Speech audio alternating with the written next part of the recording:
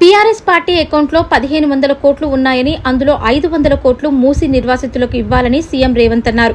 హైడ్రా విషయంలో ప్రతిపక్షం ఎందుకు సూచనలు ఇవ్వలేదని ప్రశ్నించారు. అక్రమంగా నిర్మించిన కేటీఆర్, హరీష్ రావు, సబితా ఫామ్ హౌస్లను కూల్చాలా వద్దా అనే విషయంలో వాళ్లు సమాధానం చెప్పాలని డిమాండ్ చేశారు. మూసి పరివాహక ప్రాంత ప్రజలకు 15,000 డబుల్ బెడ్రూమ్ ఇల్లు ఇస్తామని చెప్పారు.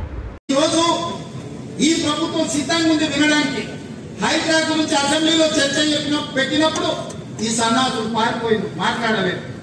హైడ్రా మీద అసెంబ్లీలో చర్చ జరగలేదా? ఆ రోజు మీరు సూచన చేసి ఉంటే ఈ రోజు మీరు అడ్డగోలుగా మాట్లాడాల్సిన అవకాశమే లేకపోతుండే కదా.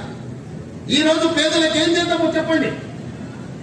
మీ తాత సొమ్ము, మా తాత సొమ్ము ఇచ్చేది లేదు. ప్రజలు కట్టిన పన్నుల నుంచి పేదలకు ఇవాళ 12,000 మంది బఫర్ జోన్ లో, లేకపోతే నదీ పెట్టులో మూసి పరివాహక ప్రాంతంలో 15,000 డబుల్ బెడ్రూమ్ ఇల్లు ఇవాళ మనం కేటాయించడానికి నేను ఆదేశాలు ఇచ్చిన.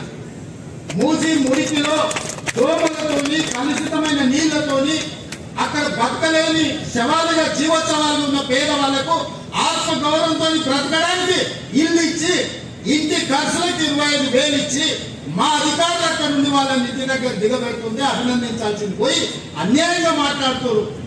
డబుల్ బెడ్రూమ్ ఇల్లు కంటే ప్రత్యామ్నాయం ఏముందో చెప్పండి. పంచుదాం, ఇది ప్రజల సొమ్ము. మేము సిద్ధంగా ఉన్నాం బాధ్యత తీసుకోవడానికి. ఇవాళ పేదల సంక్షేమం అమలు చేయడమే మా బాధ్యత. చేతనైతే రాండి, అఖిలపక్ష సమావేశాన్ని పిలుస్తాం, మీరు రాండి. ఏం చేయాలో చెప్పండి.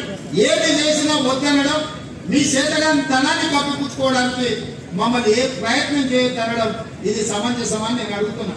10 నెలలు కూడా కాదు మేము అధికారంలోకి వచ్చి. మరేంటి రాష్ట్రాన్ని దోసుకొచ్చిన మీరు ఇవాళ ఆగర్భ శ్రీమంతులు ఎట్లయినరు? మీరు మాత్రం ఫామ్ హౌస్ లో ఉండాలి. మీ ఫామ్ హౌస్ లను కాపాడుకోవడానికే కదా ఇవాళ వీళ్ళను ముసుగు దొడుకొని, రక్షణ కవచంగా పెట్టుకొని పేదోళ్ళని పెట్టి కూడగొట్టడం అంటున్నారు. ఇవాళ ఇన్ని మాట్లాడుతున్న కేసీఆర్ జన్మాడలో